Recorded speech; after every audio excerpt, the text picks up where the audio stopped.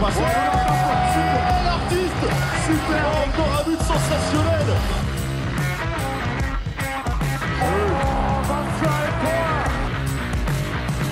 That's a brilliant bit of follow-up play by Mahe.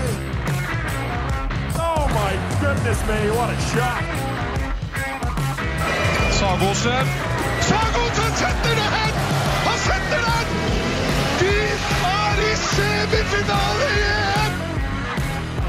Hello and welcome to the Uninformed Handball Hour. It's Alex Kulesh here for your pre-season transfer podcast. Lots of activity happening around the handball world as we're preparing for the new season.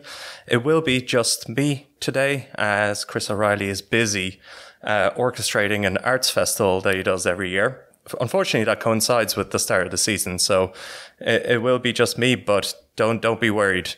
We got in a fantastic guest, someone that everyone should be very familiar with and someone who traditionally comes on at this part of the season as we look forward to the 24-25 season. And it's Rasmus Boysen. How are you doing, Rasmus? I'm great. And what about you, Alex? Are you also great? Yeah, I'm good. And I do feel like the season snuck up a little bit with the Olympics kind of carrying on through the summer, big focus on handball, a couple of weeks off, and now we're back to it. How are you getting ready with Skjern for a new season? The same for me. I almost feel like the season never ended because of the Olympics. I feel like the Olympics was amazing, and now we're just ready for another new season also in Skjern, and we will play our first match on Monday, and I'm just looking forward to, of course, the Danish league, but also the European club competitions and the French league and the Bundesliga. I'm just ready for all of it, looking forward for it. So I'm not a player anymore, so now it's easier for the players, I think, who participated at the Olympics. It's much tougher, but hopefully they'll stay healthy and fit, and we'll get a lot of good handball in the beginning of the season also. Yeah, definitely looking forward to it. Any reflections on the Olympics from your side? I know you're probably pretty happy with the performance of the Danish teams, a gold on the men's side and a bronze on the women's. So what are your thoughts on the championship? Yeah, of course, as a Dane, it was amazing. It was almost too easy to say. Of course, it was not easy, but it was amazing to see the Danish national teams getting both a medal. Great, but also for me as a handball fan, I think the Olympics, both in Paris and Lille, was amazing. A lot of spectators, a lot of media coverage, a lot of new fans to get the knowledge for the handball sport, and I think that there was a lot of spectators, of course, and a lot of good matches, tight matches. So I think this Olympic was very, very good for the future and the development of handball, and of course also some non-European nations who did pretty well. So all in all, very, very good handball Olympic tournament. Yeah, it really was a feast of handball, and I totally agree. It just felt like, that is the difference of the Olympics. Every game is so tight, except for the final, of course. That wasn't, but it was a fantastic tournament. What we're going to do today is go through some of the transfers that have come up for the following season. You mentioned that it's actually, it kind of brought to my mind when you mentioned it that the players across have just, been playing handball for such a long time in a row with the Olympics kind of fit in there. It's one of those really intense periods of handball. So, the signings that a club makes can have a big impact on the season, kind of reinforcing their squads. So we'll talk about transfers, but we'll do that by playing a little game. It's a game that I've come up and I've just barely shared with Rasmus. So this will be new for all of us. And it's my version of handball transfers, higher or lower, or Price is Right. So we can, I'll suggest some transfers that have happened this season, and we'll discuss the players, and then the following, I'll suggest another player that has been transferred, and it will be up to Rasmus to decide whether this player is a better transfer or worse. And we'll move through all of the big signings for the season to really find out who is the absolute best transfer of the 24-25 season. How does that sound, Rasmus? It sounds very, very exciting. Also, maybe a little bit difficult, but I'm up for it.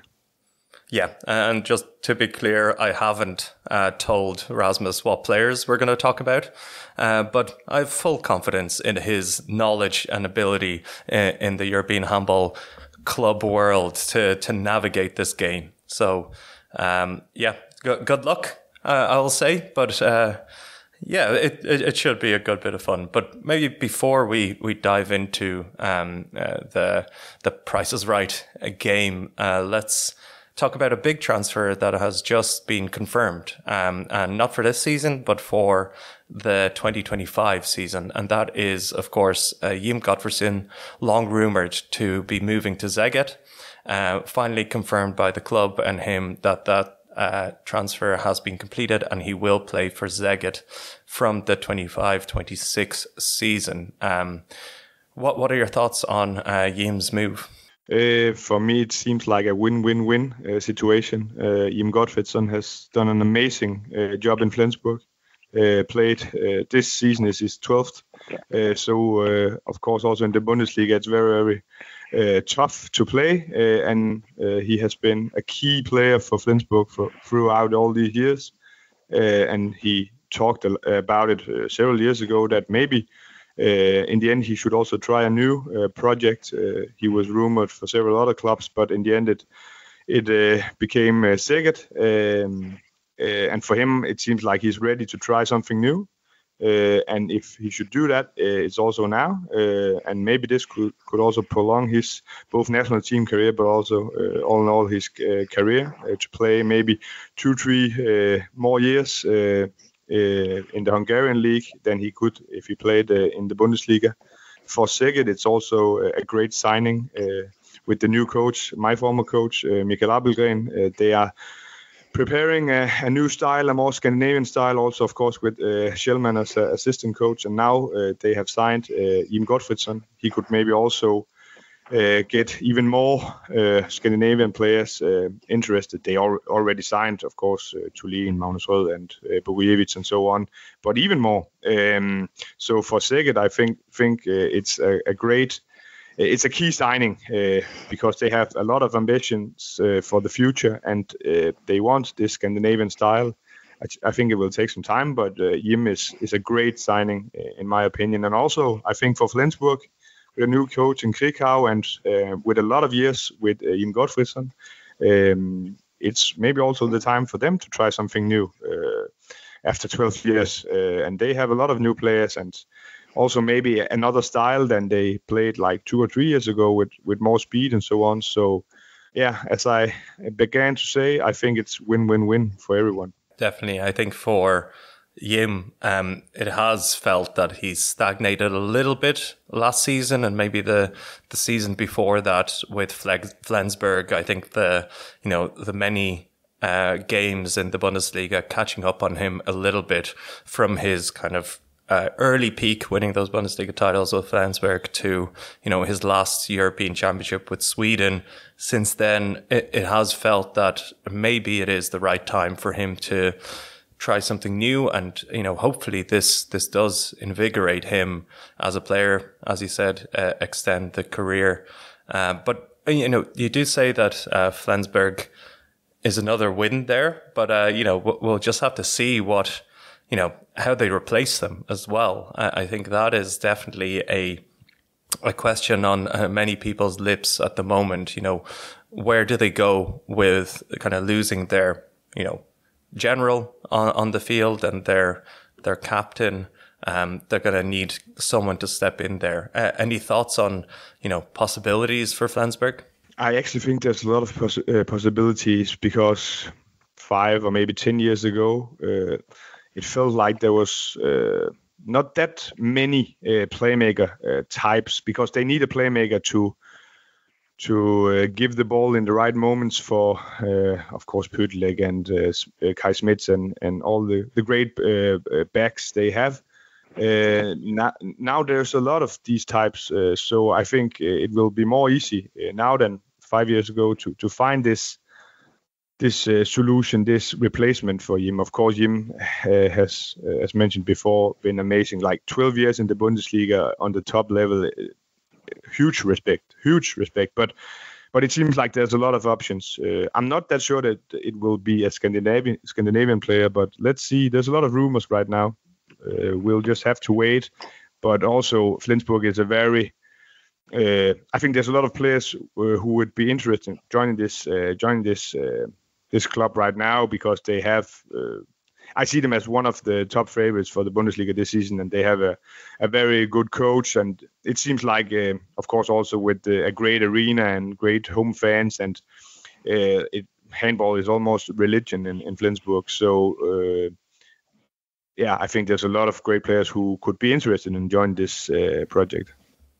Yeah, definitely. Some rumors definitely going around that Flensburg might be looking to France to fill that gap, with the likes of Aymeric Mien and Luke Steins even mentioned. That would be very interesting. Tobias Grandal maybe, who knows, but quite uncertain. And of course, they have a full year to figure it out. There's no need to rush to get anyone in place in time. So it'll be interesting how that fleshes out. But I think it's time for the Price is Right. The handball Price is Right. So we're going to start with a player, and then you're going to discuss him, and we'll go higher or lower based on the next player. So let's begin the game. I hope you're ready, Rasmus. I'm so ready. Let's do it. So let's start off with a team that has made some waves in the handball world, and that's Wisla Plock, who have kind of announced a couple of big signings this summer, including Mitja Jans and Marko Panic, like reinforcing the squad for this year, and then a bit more for the year after. But probably the marquee signing for them was Victor Hallgrimsson. How big of an impact do you think Hallgrimsson will make at Plock? Yeah, the goalkeeper position in Plock is always a big topic, also for the fans themselves on social media. And last season, of course, was a great season for Plock in total. And they had a lot of critics in the beginning of Alilovic, but he also had an amazing performance, especially after the Christmas break. Now they get Victor Hallgrimsson, but only for a year. So it's like it's a good signing for a year. I think he's a great goalkeeper. He's promising, and it's not always the best solution to sign a player for 1 year. But in this case, I guess it's a great signing. If you told me 2 years ago that Plock was able to sign Victor Hallgrimsson, I think I would say I don't think so. But now they have, and they developed a lot. I think Plock, and for me it seems pretty clever that they trying to go to the next level at this point. Also because their biggest rivals, Kielce, is in some problems and also lost their goalkeeper. Maybe we'll talk about that later. I don't know, but I think that it's a good signing. It's not the best in the world, but for Plock, it's a good signing. Yeah, I always I think this would be a good test for Hallgrimsson to kind of take on the number one position. To be honest, I've always been slightly disappointed in his performances because he looks amazing. He looks so dominating. And at times he can perform like that, but I just don't feel he's been consistent enough. And of course he's young. But, if the rumors are true that, he has Barcelona have his number ready to call, I think he has a lot to prove with Plock this season. Yeah, I agree. He's promising. He's still young. We should remember that. And also that the goalkeepers who are promising, sometimes they peak a little bit later. So he has a lot of years still to develop. I followed him also, of course, in Denmark, and I also think that Nantes is maybe a little bit disappointed because, as you said, he's a great goalkeeper, but he hasn't shown the top level. Also because he had the European Championship where he was an all-star goalkeeper and had his top level is very high, I think, but he's not consistent enough. And that's not yet, but maybe in the future he'll be. So Plotsky is maybe also a good next step for him. I think it's a club with a lot of expectations, and it's some great matches like against Kielce, of course, but also in the Champions League for him. So he will get a lot of good matches. Definitely. So a nice solid transfer to start things off with. The next one, which I'll ask you if this is higher or lower, higher being a better transfer or lower being a worse transfer for the receiving team. And that is Tin Lucin, who made the move from Wisła Płock to Nexe. Tin Lucin, of course, a quite promising player, and I think quite a good coup for Nexe. Yeah, for me, it's a little bit higher than Victor Hallgrimsson, also because of the fact that Nexe is a smaller club than Plock. And I see Plock that's maybe a little bit smaller, maybe the same as Nantes. So when Tin Lucin goes to Nexe, who, of course, has made a lot of transfers this season and made a huge change both on the coaching bench but also in the roster. So it will be very, very interesting to watch Nexe this season. But for me, Lucin has a great top level. Also, of course, and maybe as a little bit inconsistent in his performances, both in plus, of course, also for Croatia. But I think that he will be one of the key players for Nexe. And with all the players they lost, they need a top level player in the backcourt for this season. So for me, it seems like a very good signing for them. I was probably a little bit surprised as, he was such a key player for Plock, but the offer from Croatia must have been quite good. And, it falls in line with this kind of new resurgence in Croatia we've seen. So, hopefully Nexe continue going from strength to strength. So Tin Lucin, so far the best signing of the summer, but probably not for long. Let's go and switch it up a little bit, and I will throw out Tobias Grundal, who made the move from Elverum to GOG. How do you rate that signing for GOG? It's difficult for me to say if it's higher or lower. I will maybe say it's a little bit higher. I think it's a great signing for GOG. I played myself with Tobias Grundal. He's a great player, and already in this season he has played some good matches for them. Yesterday they won at home against Bjergbro Silkeborg, where he was one of the key players, and also in the Super Cup against Aalborg, he had a good game. He's a leader. He's very, very hungry, and he also for the Norwegian national team, his role is just bigger and bigger, and he likes to be the leader, and he's a very clever handball mind. He has a very clever handball mind, and I think that it was very, very important for GOG to get a player like him, because they have, of course, he's still young, but he has played several seasons in the Champions League, and they have a lot of young players, GOG, and he can learn a lot to these young players, and he plays the type of handball that GOG likes to play. He plays fast. He has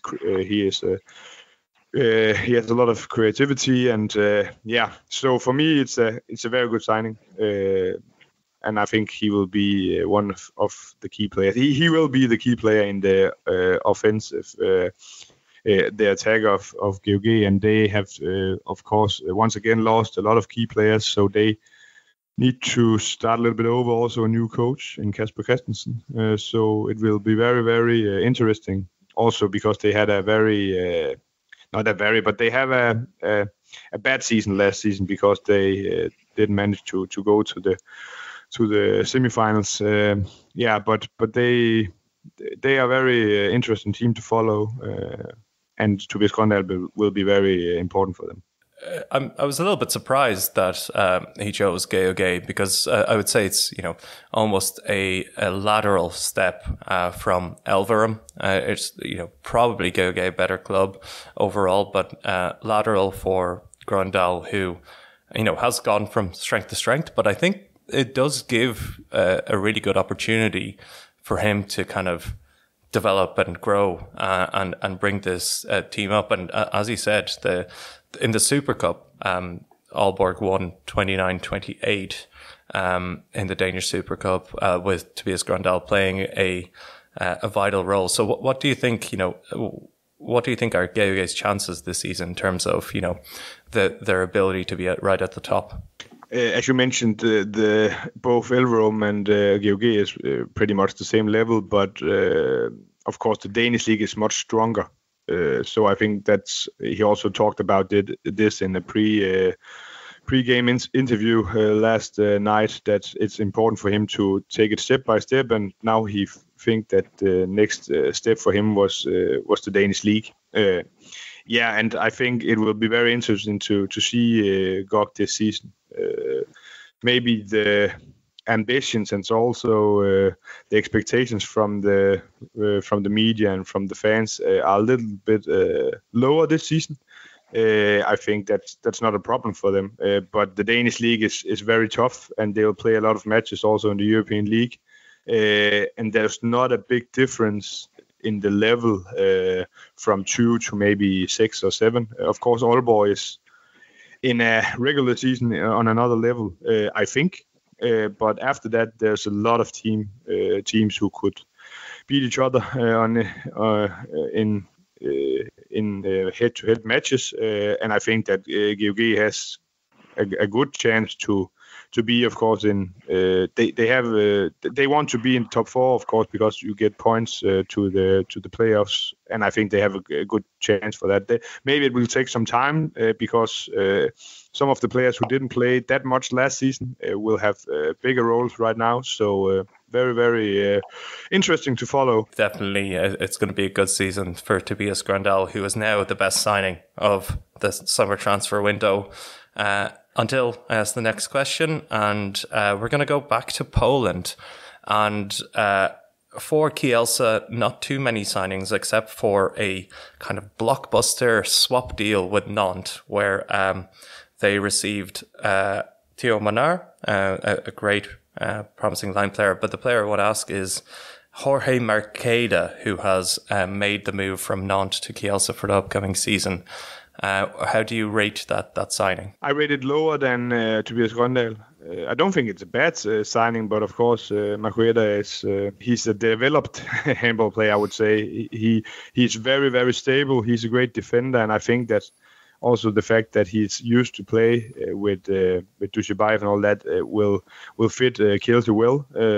So yeah, it's a good signing, but it's not top, I think. It feels a bit of a gap, a lot of responsibility falling on Alex Dushibayev in that team. But yeah, it will be a really interesting season for Kielce. As I said, they've lost a couple of big players in Nicola Turnat and of course Andy Wolf, and not reinforced dramatically to account for that. So it will be a very interesting season to see if Kielce can stay at that very top level. I agree, and we also need to mention that the fact that they signed Mercada is also the problems with Dominic Mate, who again got injured. So that's also unfortunate, and of course makes it even more difficult in the transfer way. So Kielce, very interesting season for them. They still have top class players, but it feels like they don't have as much top class players than before. So maybe they need some time to get back to the level they had previously. Of course, they still have one of the best coaches in the world. but it feels like they financially have a hard time to follow some of the other top clubs of Europe. Okay, so Tobias Grøndal holds on to his spot. But the next signing that I'd like you to rate is Miguel Martins, who has made the move to Aalborg from Szeged. How do you rate that signing? I rate it lower than Tobias Grøndal. Oh, I think that maybe you could say that Miguel Martins is a better player. Maybe, I don't know, but he's one of many in Aalborg, whereas Tobias Grøndal will be the key player offensively for GOG. Before Aalborg's, when they published the signing, announced the signing, I was a bit. What should I say? Surprised. I think Miguel Martins is a great player, but of course, when the rumors came with Ulrik Noor, maybe, and the fact that Mikkel Hansen ended his career, I didn't thought that they would sign a player like Miguel Martins, who had a hard time in Szeged. And now when seeing him play, I think he's done great. He fits very well to the fast-paced offensive handball of Aalborg, and it seems like he has already developed a great cooperation with the line players of Aalborg. So that's also very important for them. So I think he will be a very good player for Aalborg, but as mentioned before, he's one of many, and they have several players with the same playing style as him. So great signing, but I think that Tobias Grøndal is a bigger and a better signing for GOG than Miguel Martins is for Aalborg. I do think he fits in very well, and he's probably another player who has disappointed a little bit in terms of, he was so promising coming out of Porto, got his big move to Szeged, and it felt like he was ready to, take the next step, and then it just didn't happen. Of course, the situation in Szeged over the last couple of seasons, not ideal for a player to kind of come in and try to make an impact. So I do like his fit in Aalborg. I do think, they're all now kind of these fast, tricky backcourt players. That's the way it works in world handball. And as you said, he has an eye for the line players, so that's a great addition. And I think Aalborg, they have done a great job by signing players who maybe have not had the best years, like Lucas Nilsson, who also maybe. He was so promising, Lucas Nilsson, and then he had some bad seasons. And now, last season, he was amazing in Aalborg. And maybe the same will happen with Miguel Martins. It seems like Aalborg, they have a great concept, and it's easy for the players to be integrated and to play and to performance, to make great performances in Aalborg. So that's great for them.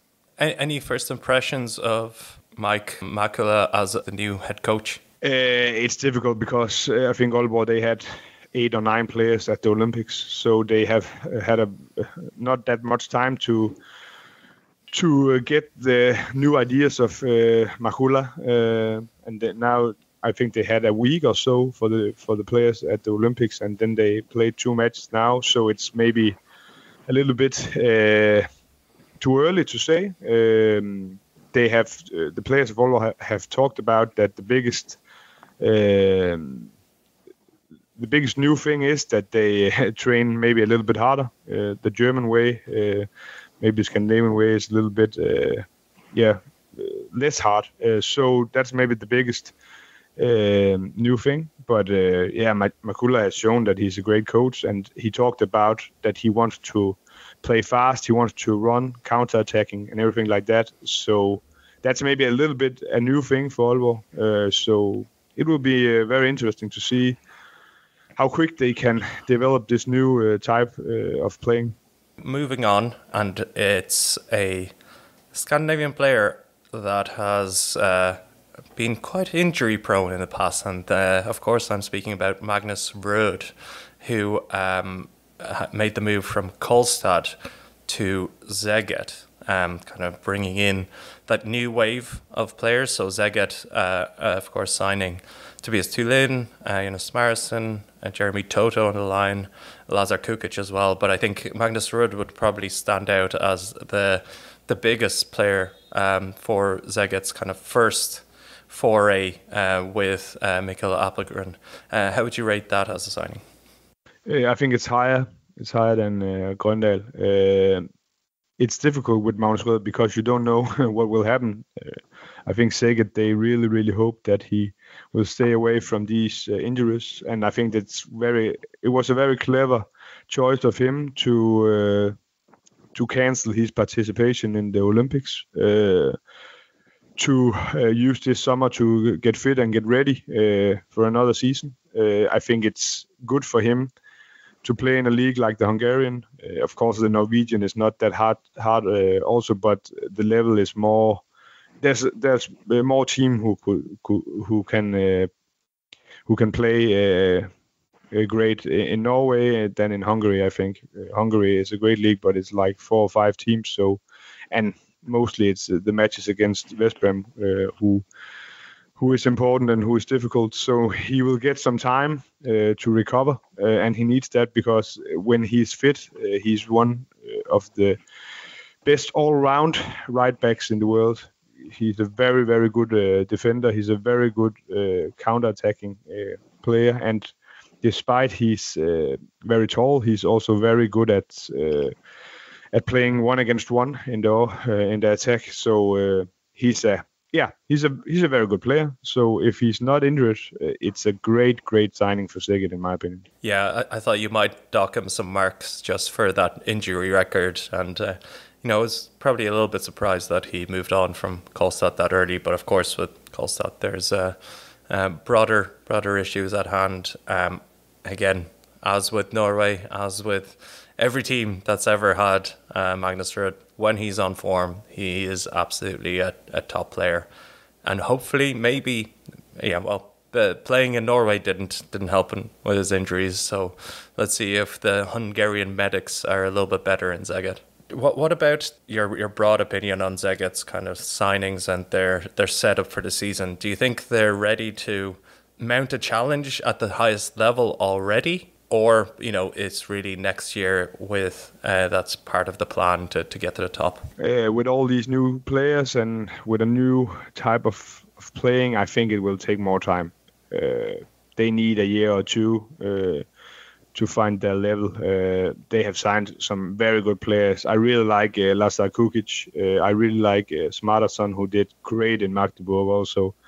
And these type of players also playing together will be very, very good for Szeged.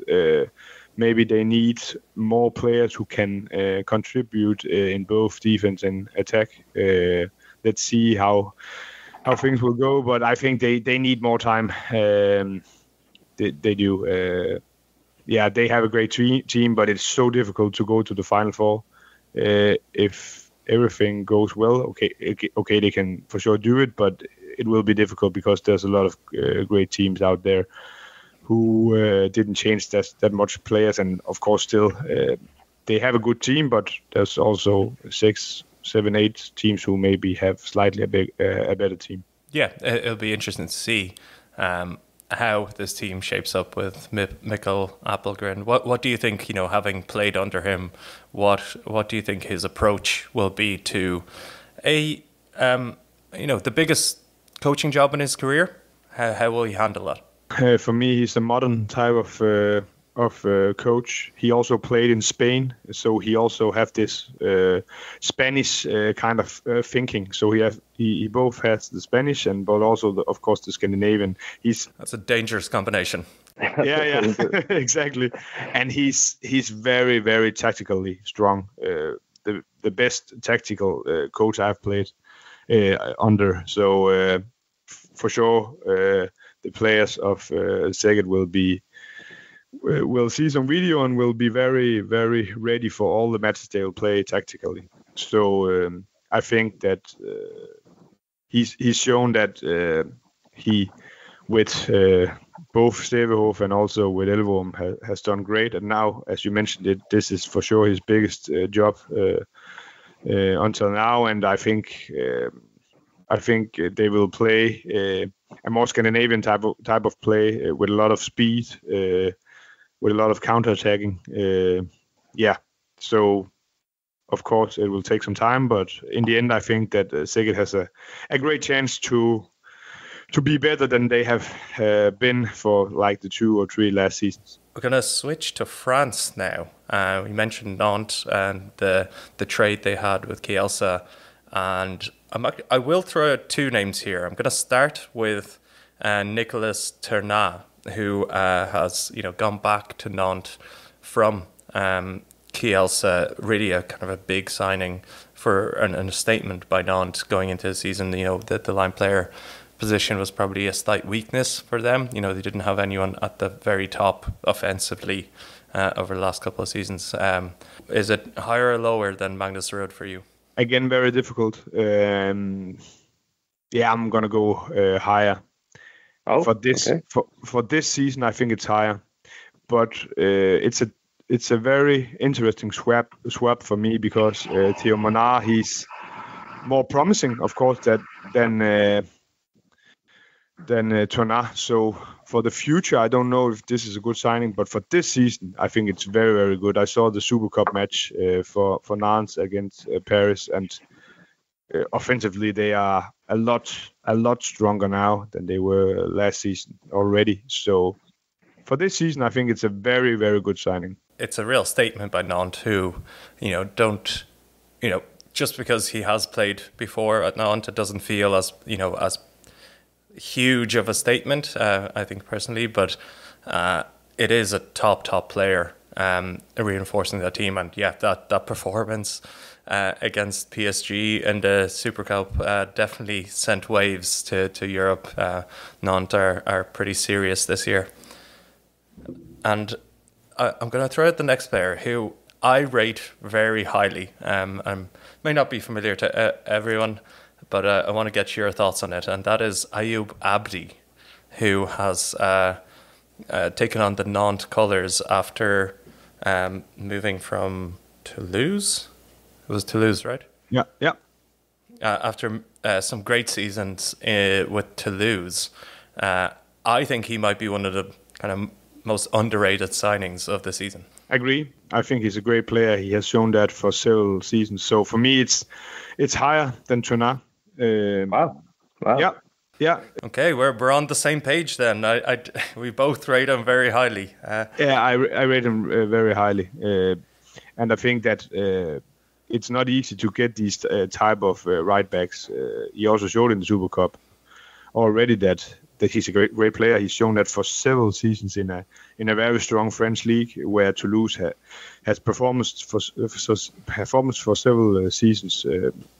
Very, very good. So I think that a lot of folks will be aware of his level this season. Just a great right back. And of course, it's also important for Nantes to get a great right back. They've had that for several seasons, of course, but it feels like they needed that, of course, also with Julien Boss now. It feels like they have a strong duo. So for me, it's even better than Nicolas Ternat. High praise, but I agree. I think he's going to be a player who's going to come on the consciousness of a lot of handball fans this season with Nantes. Next player I'd like to go to is a signing by Kiel. Not the very big one yet. Emil Madsen is joining the Kiel team from GOG. Emil Madsen, a player who's been at the top of the Champions League top scorers list for a number of years now. Still young. Unfortunately, he's a right back, so he's the 7th best right back in Denmark and never gets to play internationally. But how do you rate his signing? Lower, for sure lower. The reason is that I think that Kiel they lack defensive skills, and they will not get that with Emil Madsen. He's okay, he's decent defensively, but he's not. Weinhold is stronger now. With the injury of Reinken, it will be, of course, very tough for Emil Madsen. He will help them a lot offensively, but for me, Kiel, the last 2 or 3 seasons, they have had a lot of problems defensively. So if I were them, I would look for a better player defensively on the right back position. So it's nothing against Emil Madsen, who has done very, very well in the Danish league, and he's so dangerous in front of the goal. He's a goal getter. He can score from every angles and so on. So offensively, he will be great for Kiel, but for me, it's just not what they miss. Yeah, that's a really good point, I think. Defensively, they were just a shambles last year. There'll be a lot of pressure on the team to turn things around this year. But we're going to stick with the right-back theme for a couple of signings now. And we'll stick with the Bundesliga. And Ivan Martinovic has made the switch from Melsungen to Rhein-Neckar-Löwen. A player really on the rise, and maybe a little bit surprising that he's turned to Rhein-Neckar-Löwen. Higher, for me, is one of the best signings of the season. As you mentioned, a bit surprising. Rhein-Neckar-Löwen have had some very difficult seasons. Of course, still a club with a lot of ambitions, a great atmosphere in the arena, and they've done it great for several seasons before. They have had these 2 or 3 bad seasons now. So it's a great club. But Ivan Martinovic is a very, very good right back. And they had 2 great right backs in Melsungen. Of course, he played maybe a little bit less that he could do in Rhein-Neckar-Löwen. Now I think he will play like 55 minutes or something like that each game, and that's great for him. But I could see a lot of bigger clubs, with all due respect for Rhein-Neckar-Löwen, I could see some bigger clubs who could need a player like him.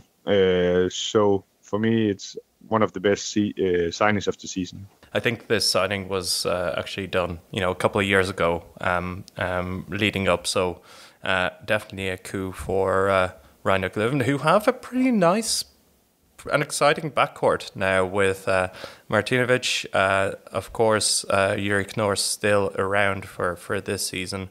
And they also signed Sebastian Heyman, who has had a return to form, along with the return of Halil Yagadnach from his injury. So maybe a kind of a dark horse in the Bundesliga this season. Yeah, the Bundesliga will be so strong this season, and there's a lot of dark horses, I think.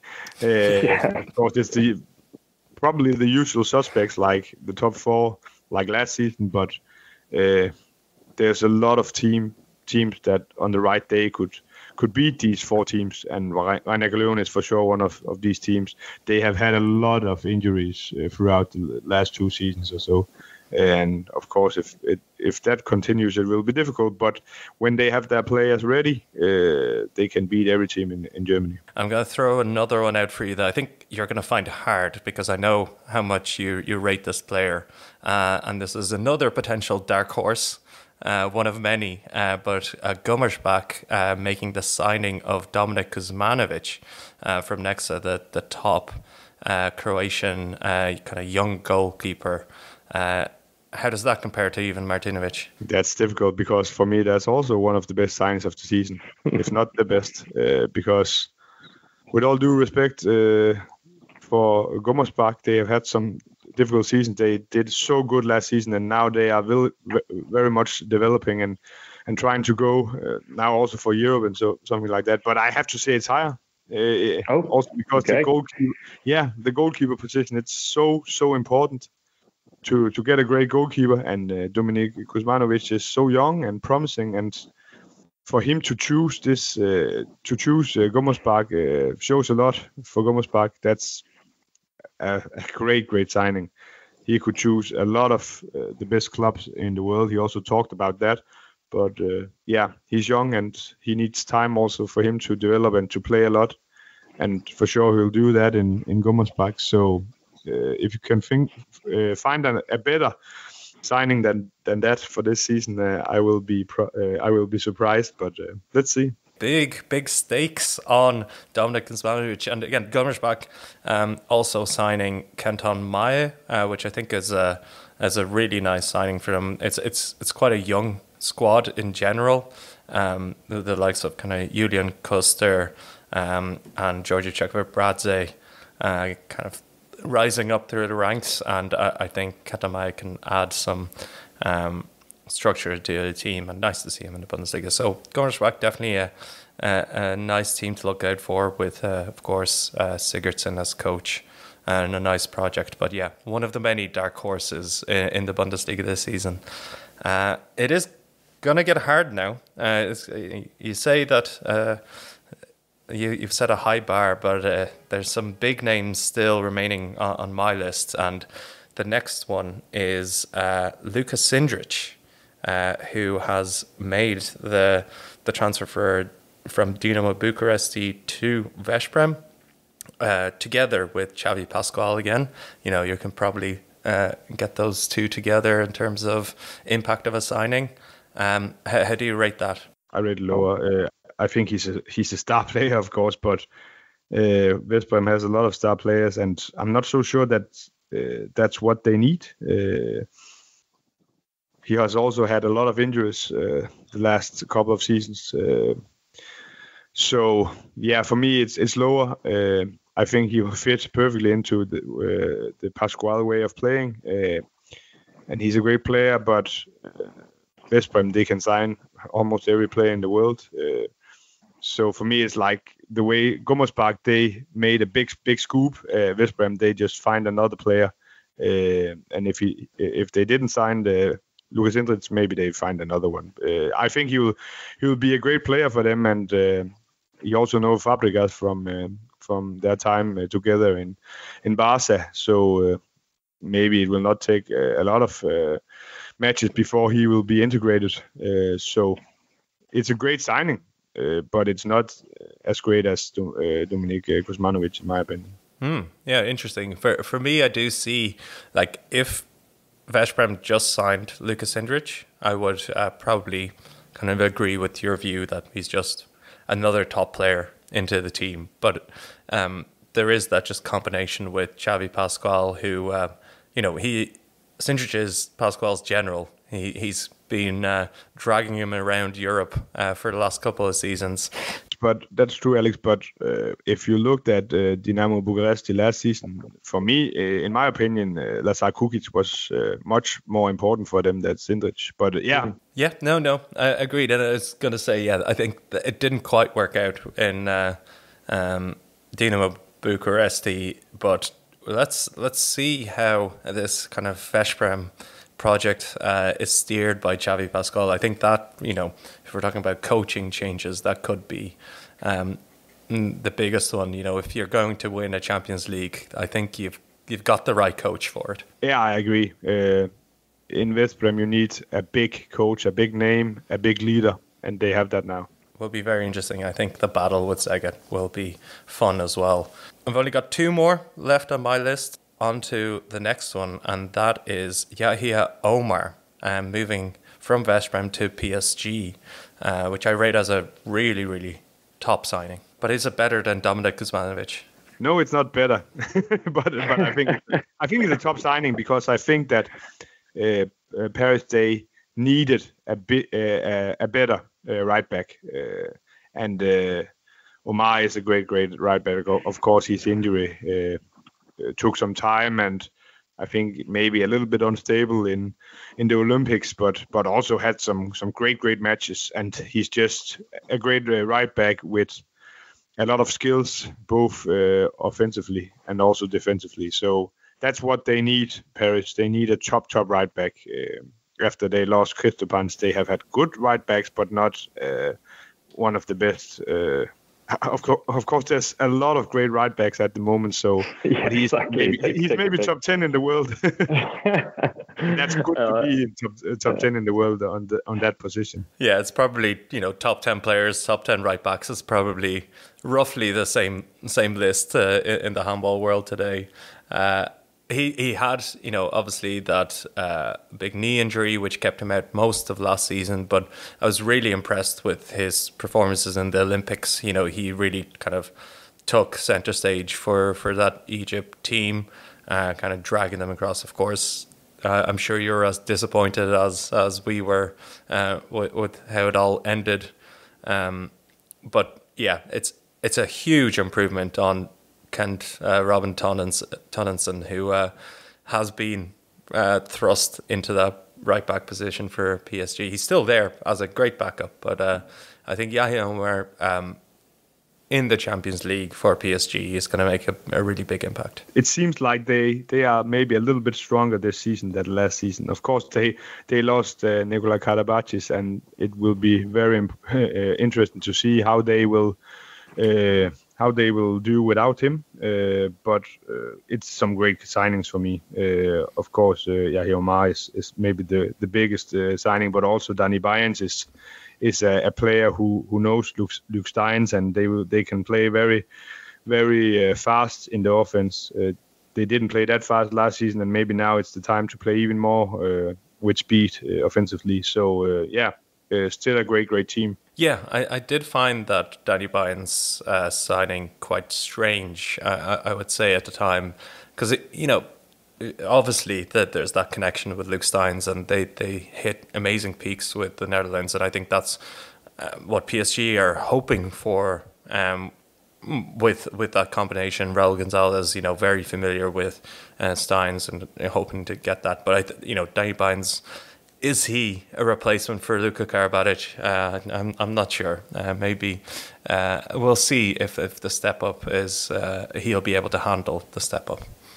We come down to the last one on my list, and I'll also ask you if there's any players that I've missed out on that you think could have been in this kind of in this game. But for the grand prize of the best signing of the 24-25 season, according to Rasmus Boysen, Price is Right, Andy Wolf, higher or lower than Dominik Kuzmanovic?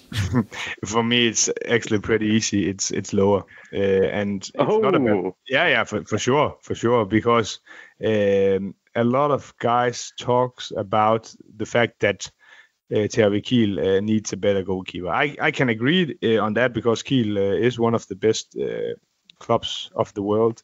But in my opinion, the biggest problem for Kiel is the defense. A much bigger problem for them than the goalkeeper position has been. So they will be stronger now, and also the fact that they sign Gonzalo Perez de Vargas for next season. It will also be interesting, because last time Andy Wolf was in Kiel with another great goalkeeper, it didn't went well. I think he wanted to leave together with Niklas Landin. He wanted to leave, and now next season Gonzalo Perez de Vargas will join. So for me, it seems like it's maybe a little bit a rush signing for Kiel. They really want to compete with the other Bundesliga teams now. They want to go to the Champions League, and of course Andy Wolf will help them. But for me, it seems like they needed some other players to get them even stronger in the defense, because for me, that's the problem in Kiel. Right now, it's the defense, and it's also a little bit the attack, which have been maybe a little bit too slow, and they have a lot of shooters, but they maybe need also to play a little bit faster. They will get that with Emil Madsen, but defensively they have problems. They have a lot of problems, and Andy Wolf will help them in some matches, but in a very long Bundesliga season, will that be enough? I'm not sure. So it's a great signing, but I think Kuzmanovic is a a better signing. Wow, you heard it here first. Dominik Kuzmanovic is a better goalkeeper than Andy Wolf. No, he's not. He's not. I know. He's not a bit better, because I think Andy Wolf has been amazing the last couple of seasons, and for me, top 3 in the world. Kuzmanovic is not there yet, but it's like what Gummersbach is able to do and what Kiel is able to do on the transfer market is not the same thing. But yeah. Of course. I do. I am interested to see. I actually do think Andy Wolf is going to make an impact, and in a defense, definitely an issue, as you've said. But I feel like Andy Wolf brings a certain level of confidence to a team, a certain level of confidence to his defenders. I think, especially, going back and playing with players he's used to playing, the likes of Pekler and Vinček, they'll be able to sync up really well. And I think he'll be there for the big moments, as he's done with Kielce for so many years for Germany.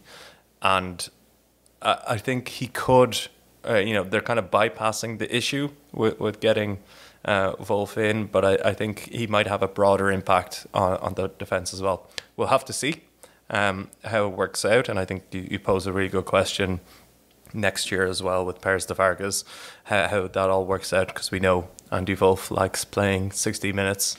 The original reason why he left Kiel was to be the number 1 goalkeeper. He's probably matured since then, gotten a bit older, and happy to share the time.